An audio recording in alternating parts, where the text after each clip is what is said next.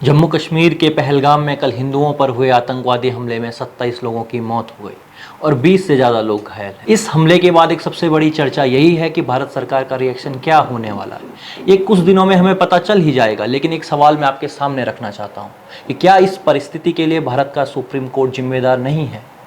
आप सोच सकते हैं कि ये कैसा बेतुका तर्क है, लेकिन मैं आपको तथ्य और कुछ तर्कों के साथ ये बात समझाने का प्रयास करता हूँ।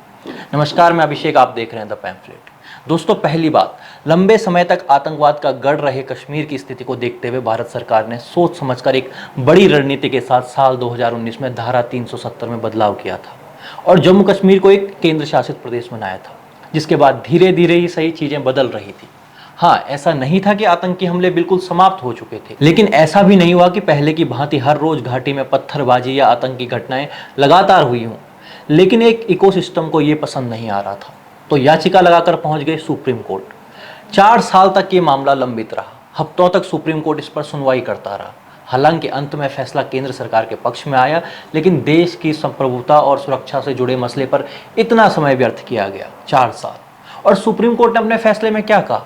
सितंबर 2024 तक जम्मू कश्मीर में चुनाव करा दिए जाएं और जल्द ही उसका राज्य का दर्जा बहाल किया जाना चाहिए। अब पहला सवाल है कि सुप्रीम कोर्ट को चुनाव करवाने की इतनी भी जल्दी क्या थी? चुनाव हुए, सरकार बनी और सिर्फ 15 दिन में आतंकियों ने 19 लोगों की टारगेट किलिंग कर दी थी। कहीं पर मजदूरों को मारा गया, कहीं पर डॉक्टर की हत्या कर दी गई। जम्मू कश्मीर में सरकार बनने के बाद आतंकी हमलों में लगातार बढ़ोतरी होती चली गई।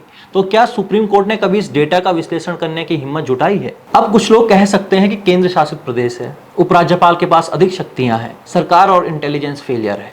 बिल्कुल कह सकते हैं, क्योंकि आखिर में जिम्मेदारी तो सरकार की ही आती है।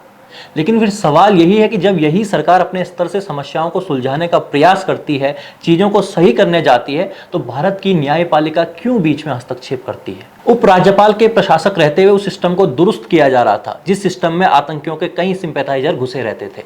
आज किसी नियुक्ति या प्रशासनिक फेरबदल में किस राजनीतिक दल की क्या भूमिका है, ये बात कितनी ही पता चल पाएगी।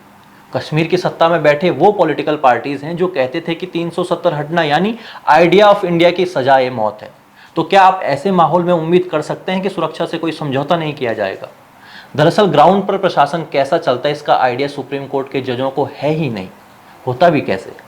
सुप्रीम कोर्ट के जो न्यायाधीश लोकतंत्र की बांसुरी बजाकर कश्मीर में चुनाव करवाने का निर्देश दे रहे थे, आज पहलगाम हमले के बाद वे कहाँ हैं? आप तो कुर्सी में बैठकर आदेश दे देते हैं, परिस्थितियों को तो सरकार को संभालना पड़ता है। देखा जाए तो मणिपुर में भी तो यही हुआ। हाई कोर्ट ने एक आदेश दिया और पूरा मणिपुर बर्बाद हो गया, जिसके बाद सारी जिम्मेदारी सरकार पर आ गई और उसके बाद भी किसी ने न्यायपालिका के फैसलों की जवाबदेही पर सवाल नहीं उठाया। जम्मू कश्मीर के पहलगाम में हुए आतंकी हमले में केरल हाई कोर्ट के 3 जज भी बाल बाल बचे हैं, क्योंकि वे हमले से पहले वहां से निकल चुके थे। तो सुप्रीम कोर्ट को इन जजों से इनका अनुभव पूछना चाहिए कि क्या ये जज सेना की निगरानी में अधिक सुरक्षित महसूस कर रहे थे या वहां की पॉलिटिकल पार्टीज के बीच ज्यादा सुरक्षित महसूस करते?